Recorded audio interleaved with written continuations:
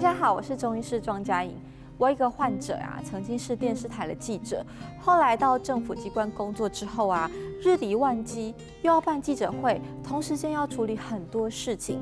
那更年期一到，他就觉得说，我好像没有办法胜任这份工作嘞，因为我变得健忘啊，容易疲倦啊，晚上睡不好啊，隔天开会就没有精神。那容易因为一点小事情就发脾气骂下属，他对自己也觉得很懊恼啊，觉得现在的他已经不是本来的自己了。那其实呢，中医调整更年期啊，症状缓解只要1个礼拜就会好很多了，就来调就好啦。那到底应该怎么调呢？让我们一起来了解一下。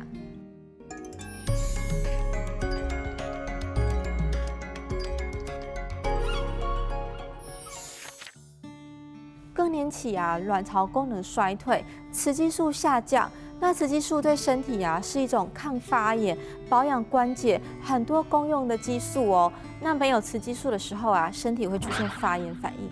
有一个研究说啊，大概在45到54岁左右，有85%的女性啊会出现更年期的症状。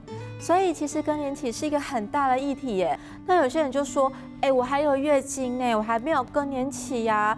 那其实40岁左右呢，雌激素的水平慢慢的下降。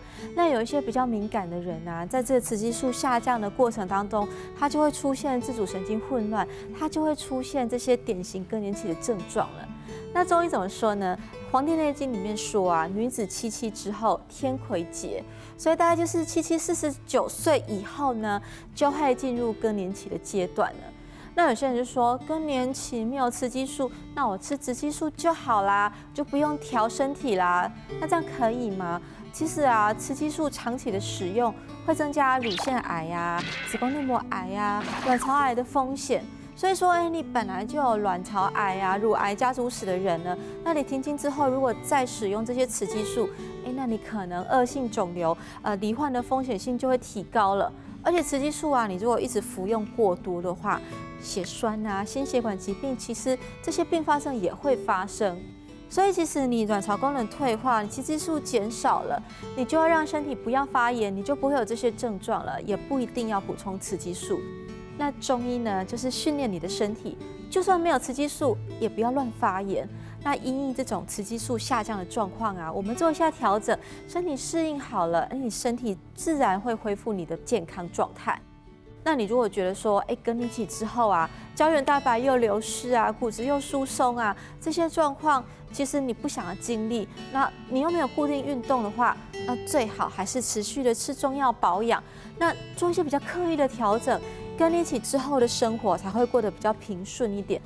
那有一些女生她可能觉得说，我40几岁了，那雌激素开始下降了，可是我还想要再生啊，那我身体不要那么早停经，这样好不好？可以呀，那我们就把雌激素维持在一定的水平，因为很多女生觉得说更年期就代表说我是老人了，我不想要更年期嘛。那没有关系，你40几岁有一些卵巢早衰啊、更年期的症状，我们提早调整，那你就不会那么快进入更年期。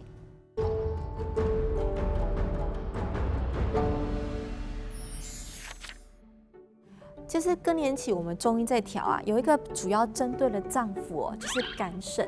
清朝的名医叶天士他有观察到说，脏腑的衰弱啊，这以肝为主，所以更年期会调肝血。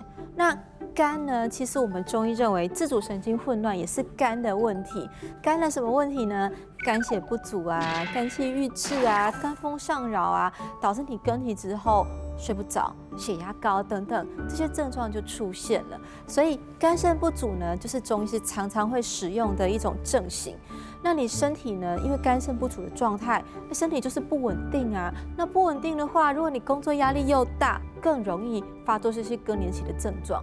所以呢，如果你现在知道自己说，已经在更年期症状很厉害了，那你尽量呢要保持充足的睡眠，让自己呢应付压力的这种状况比较好一点，而且一定要有适度的舒压的管道，像是练气功啊，有空出去爬爬山啊，跟家人出去逛逛街啊，让自己心情抒发一下。那像我们来说，中医来处理这个调肝的状况，很常用一些像什么加味逍遥散啊、枸杞子啊、一贯煎，这些都是调肝的药物。那有时候呢，我们会请你做一些食疗，比如说你如果失眠，那你吃点浮小麦、酸枣仁、玫瑰花茶等等的，平常多做茶饮，心情放松一点比较好睡。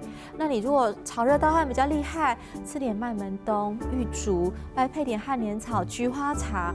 那其实这些综合的调养下来呢，更年期的症状大概3个月，症状就会消失了。稳定之后，你也可以不用吃中药了。那我们上面提到这些保养的茶饮啊，其实有一些都比较偏寒凉。那你如果平常肠胃不好、容易拉肚子的人呢，建议在这些调更年期的处方里面，我们再搭配一些健脾的药，像什么四神汤啊、山药薏仁，那这样子呢才会同时发挥调整身体健康的效果。